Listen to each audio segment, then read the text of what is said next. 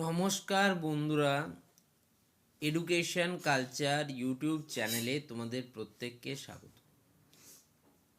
তো তোমাদের কিন্তু খুব সামনে আসছে West Bengal state council of technical and vocational education and skill ডেভেলপমেন্টের ফার্স্ট, থার্ড এবং ফিফথ সেমিস্টারের পরীক্ষা।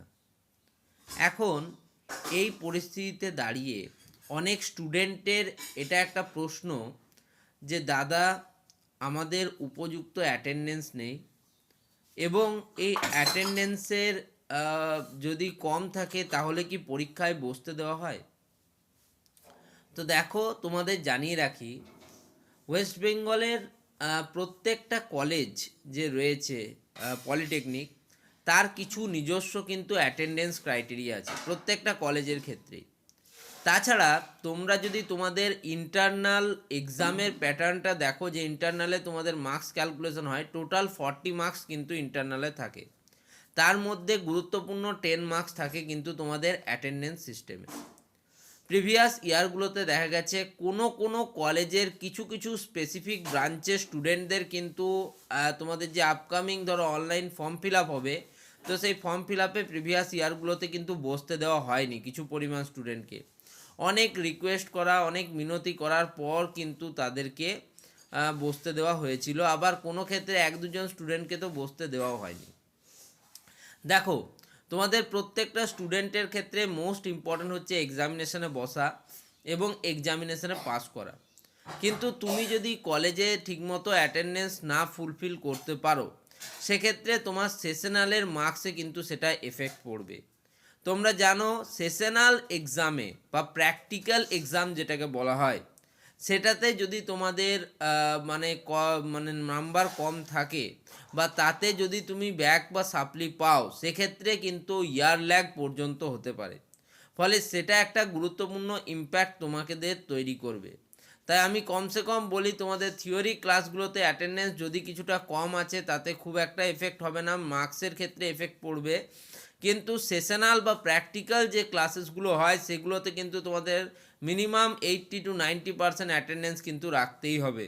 এটা কিন্তু কম্পালসারিভাবে আমি প্রায় প্রত্যেকটা স্টুডেন্টকে আগেই বলে দিয়েছিলাম যে অ্যাটেন্ডেন্স কিন্তু মাস্ট, এবং এই অ্যাটেন্ডেন্সের উপর নির্ভর করছে তোমার 10টা মার্কস কিন্তু শুধুমাত্র অ্যাটেন্ডেন্সে তোমাদের আছে 100 মার্কসের মধ্যে। তার মানে সেটা যথেষ্ট ইম্পর্টেন্ট তোমাদের জন্য। আমি প্রথম দিন থেকে তোমাদের বলেছিলাম যে তোমরা যদি 60% বা তার উপরে তোমাদের অ্যাটেন্ডেন্স থাকে, সেক্ষেত্রে তোমাকে এক্সামিনেশনে বসতে দেওয়া হবে, তাতে কোনো প্রবলেম নেই। 60-65% অ্যাটেন্ডেন্স থাকলে অ্যাটেন্ডেন্সের মার্কস হিসেবে 2 মার্কস তুমি পাবে। 65-70%-এর মধ্যে তোমার অ্যাটেন্ডেন্স থাকলে তুমি 4 মার্কস পাবে। 70-75% অ্যাটেন্ডেন্স থাকলে তুমি 6 মার্কস পাবে।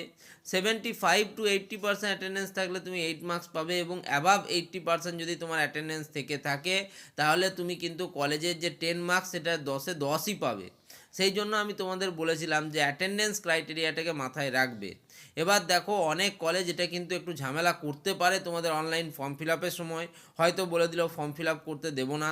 তোমরা অবশ্যই এবারের মতো রিকোয়েস্ট করতে পারো কলেজগুলোকে, বলবে যে স্যার আমরা প্রথমবার ফার্স্ট সেমিস্টারে যারা রয়েছে, স্যার আমরা প্রথমবার আসছি, আমরা এত ক্রাইটেরিয়া জানতাম না, প্লিজ আমাদেরকে ক্ষমা করে দেওয়া হোক, এক্সাম দেওয়া হোক। এরকমভাবে কোনো রকমভাবে তোমাদেরকে সেটা ম্যানেজ দিতে হবে। যাদের অ্যাটেন্ডেন্স কম রয়েছে, 60%-এর কম রয়েছে, আর যাদের একদমই অ্যাটেন্ডেন্স নেই, যারা ভাবছো যে একদম ডাইরেক্ট গিয়ে এক্সামিনেশন দেবো, ক্লাসেস একদিনও করিনি, তাদের ক্ষেত্রে কিন্তু একটা প্রবলেমেটিক সিচুয়েশান তৈরি হবে, আমি আগে থেকেই তোমাদের বলে দিচ্ছি।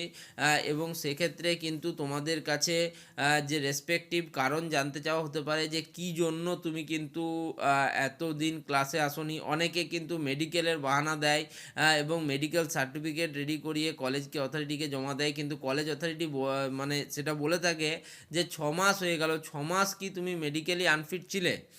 সেটাও কিন্তু একটা বিরাট বড় প্রশ্ন। বা 4 মাস ছিল, 4 মাস তুমি কি মেডিকেলি আনফিট ছিলে একটা গোটা সেমিস্টারে, তাই তুমি একটাও ক্লাস করতে পারোনি?